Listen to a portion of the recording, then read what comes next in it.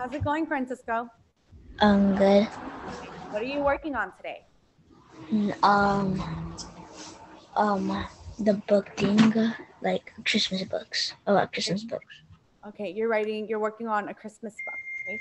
Can you share your screen and start from the beginning and read a little bit of your writing to me? Okay.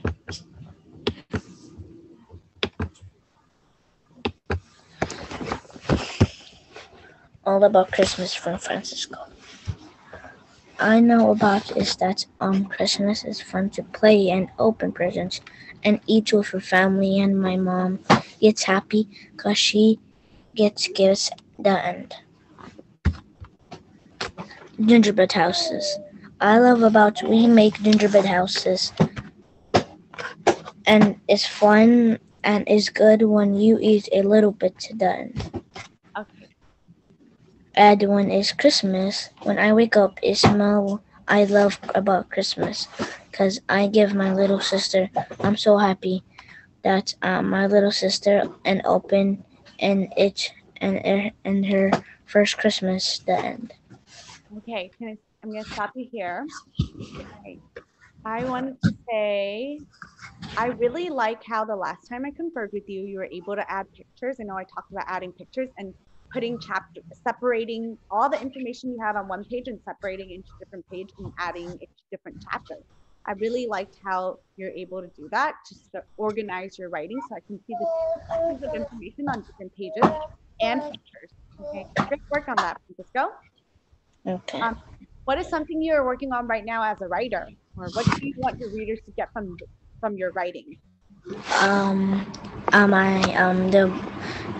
they know that they can read it good and there's details and they can do details too and they might do it good and they can read it good like really good. Okay, so I'm hearing that you want your readers to read it good, right? Or what reading it good meaning you want them to think this is a good book and it's interesting. Is that what you're saying, Francisco? Yeah, yeah, and I don't want them to get confused. So You don't want them to get confused. Okay, great. All right. Um, can I give you a tip to help make that happen so that your reading is interesting and they don't get confused? okay, Let's start with making a tip to make it interesting for them to read. Then we'll talk about it being not confused another time. So today, let's talk about how we can make our reading interesting for our readers. Okay. All right. So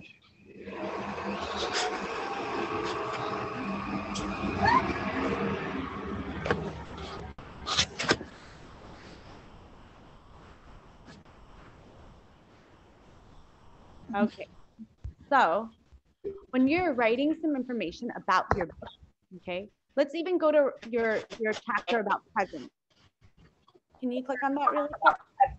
okay, Let's stay here for a minute while I do this. Okay, stay on. When writers want to interest or make their reading more interesting, right? So their readers are interested in their book. One way for them to be interested in their book is so that they can picture your reading. And then they could be interested in your book because they could visualize it, play a mind movie. One way for them to visualize it is by giving them examples.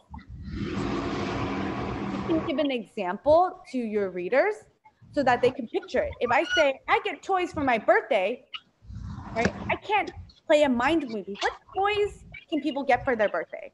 Right? Dolls, balls, games, right?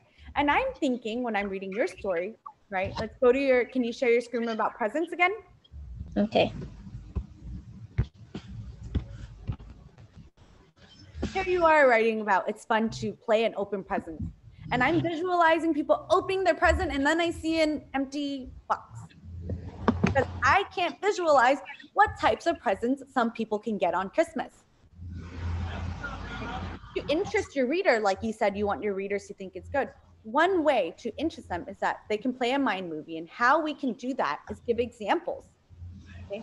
What are some examples of presents people can get during Christmas?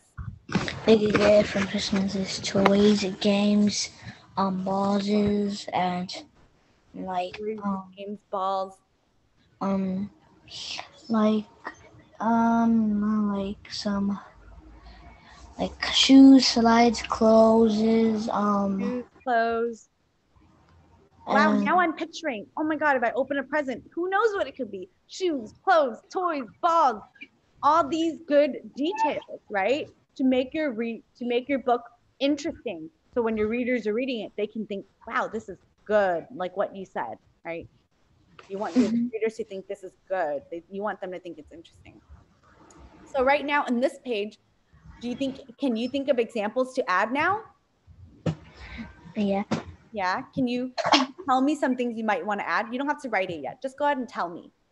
I want to add is more details and more writing, but I Details, could do later. more details and more writing. So what are the things you can add to presents? What can you tell your reader about presents, the different types of presents? My present is you gotta open a present and it might be something good and you might like it and you might cry because you might want it a lot. You might Yeah. like it a lot. Okay. Can you give some examples in your writing? What presents might it be? It might be clothes, pillows, for blankets, soft blankets, and like some clothes, yeah, and Okay. toys. Great job, Francisco. See, when writers write their books and they want to make their book good for their readers, like you said, you want to make your book good, you make it interesting. And one way to make it interesting is to think about how they can visualize your reading. Make a mind movie. We talk about making a mind movie, even when we're doing, when we're reading a book, we make a mind movie. When we're writing, we want to make a mind movie for our readers. And one way we can help them visualize their story in their head or the informational book in their head is if you give them examples, right? Give them different types of examples. Does that sound good? Yeah, So we don't just do it in this story, in this page. You can think about your next page too, your gingerbread house. What example can I give? What different types of candies can I put in my gingerbread house, right? And as you write, and as you continue writing, one way writers get their readers to visualize their story and make it interesting, right, is to give examples. Okay, does that sound good? All right. yeah, Okay, are you ready to go and work on your writing? yeah. Okay, thank you, Francisco. You're welcome.